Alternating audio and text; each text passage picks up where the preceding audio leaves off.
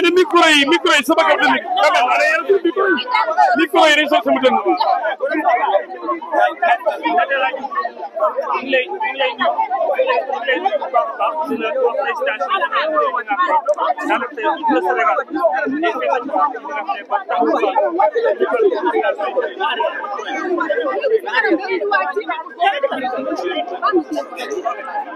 micro yi daa yeb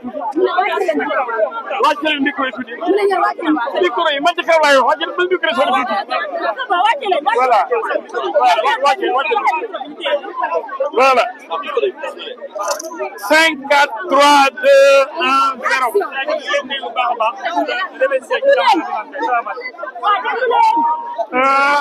waaleykum salaam nam lu rëy li des na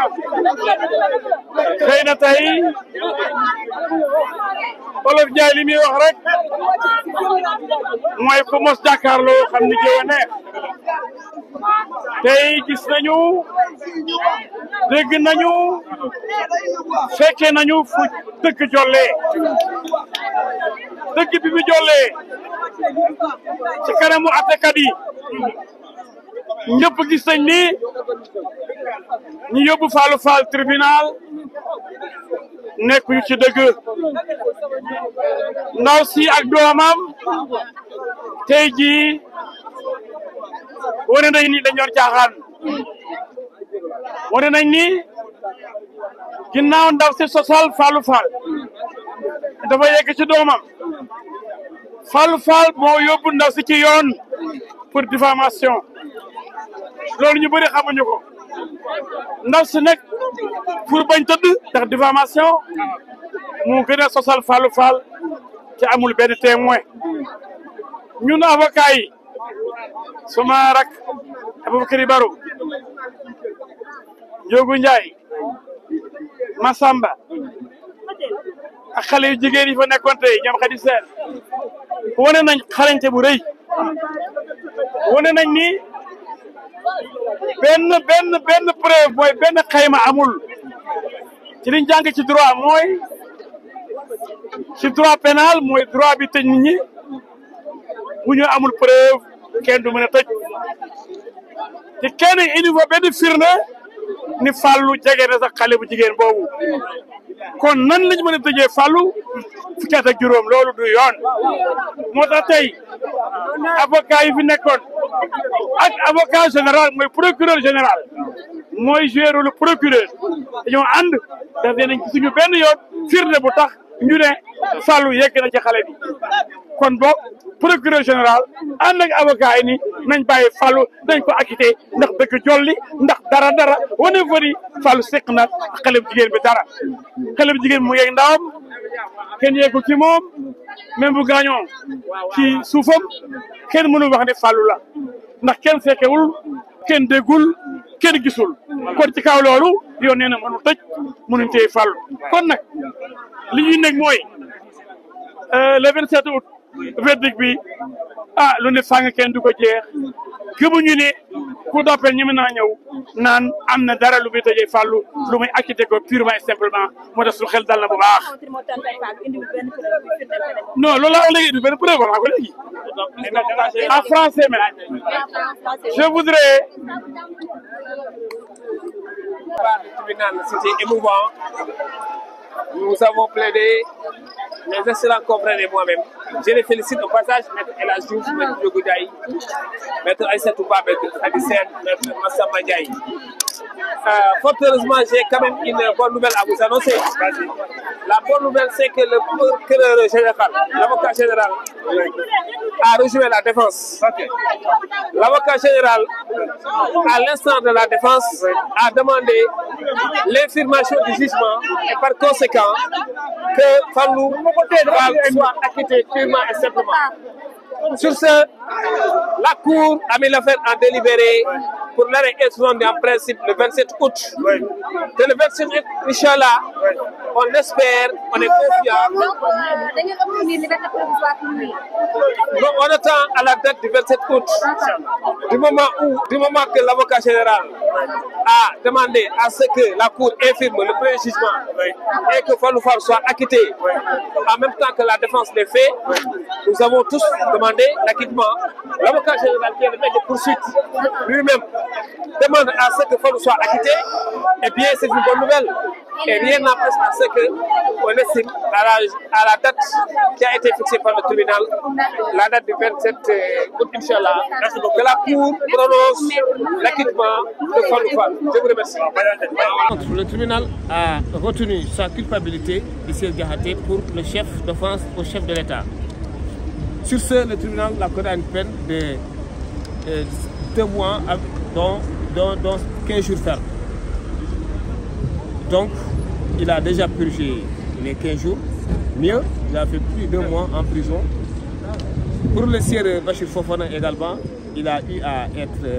déclaré coupable des faits pour lesquels il est poursuivi. Mais pour autant, il a eu à bénéficier d'un sursis à une peine de 6 mois assorti, 2 mois assorti de sursis. Et une amende à verser au trésor public. On se glorifie, on salue la décision du tribunal, la sagesse et la perspicacité du tribunal, ainsi que le parquet qui ont eu à faire toutes les diligences nécessaires aujourd'hui, vous l'avez remarqué, au délibéré, à la prononciation de ces délibérés, lesquels ont été tout à l'heure prononcés. Je précise qu'il y a eu aussi curieux, voire inhabituel que cela puisse paraître, il y a eu une trentaine de délibérés, une quarantaine de délibérés à être vidés aujourd'hui. Car,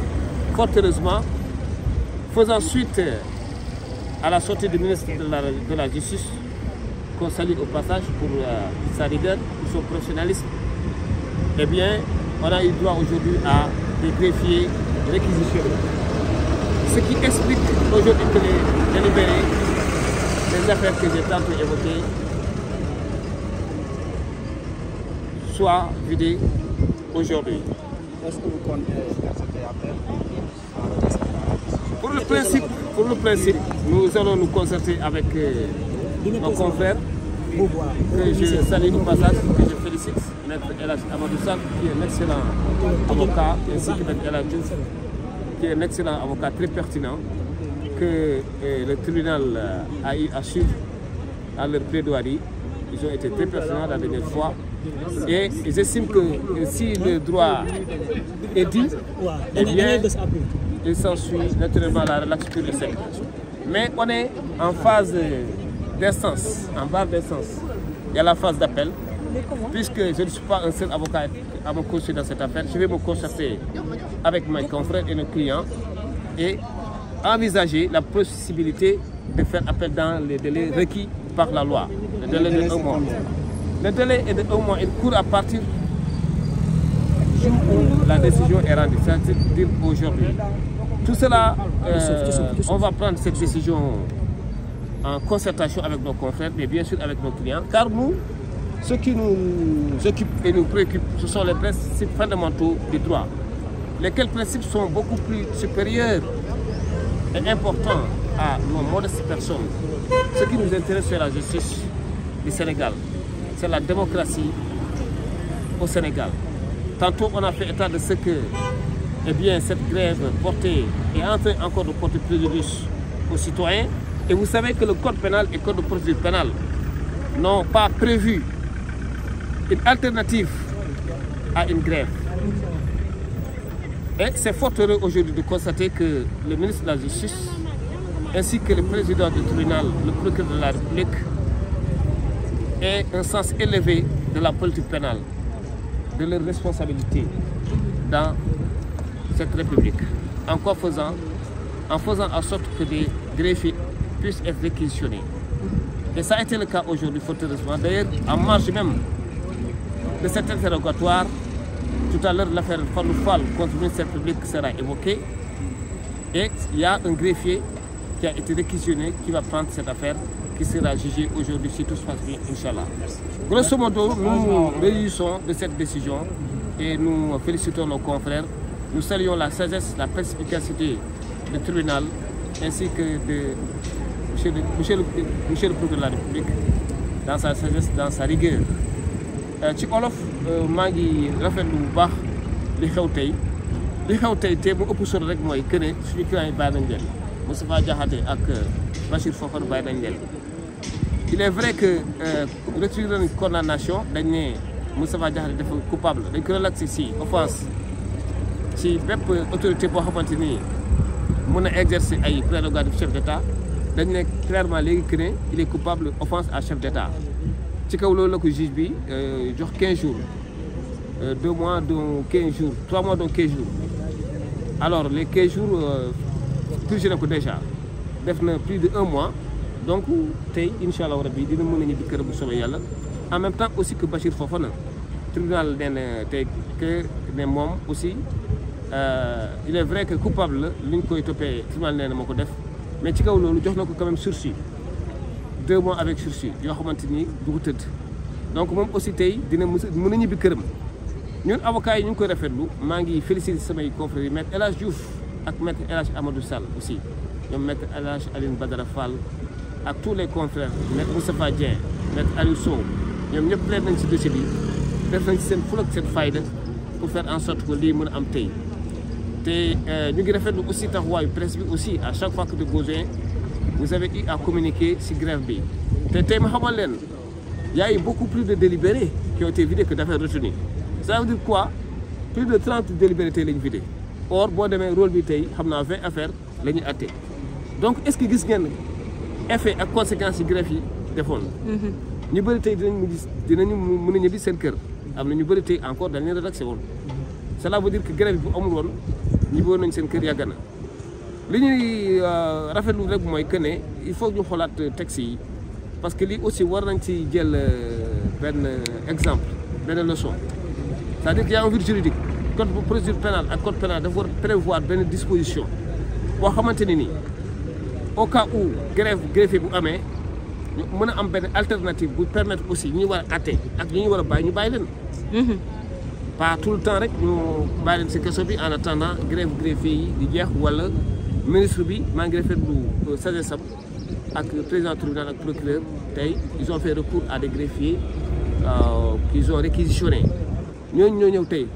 mot na 10 greffiers donc audience yëpp tey dina am te incha allah rabi aussi bi may wax ak yéen nii audience su Fadou Fall léegi mun war nañ ko mën a jël léegi ci kanam tuuti parce que tribunal militaire moo am benn greffier moo fa nekk kooku bu pare mooy ñëwaat chambre criminelle cour d'appel ñu jël dossier bi maak El Hadj Diouf ak sama yeneen confrère maître Aïssatou Ba ak maître Khady Sène maître Massamba Ndiaye ak maître Ndiogou Ndiaye ñu ngi rafetlu bu baax vraiment décision tribunal bi et puis ñu ngi ñaanal ñi des aussi si prison bi te defuñu dara yoon mën leen bàyyi ñu ñibbi seen kër jërëjëf. Voilà mon excellent confrère El Hadj Diouf que j'étais en train de féliciter tout à l'heure pour la pertinence de son travail et la brillante. El Hadj merci ah. C'est bon El Hadj ah.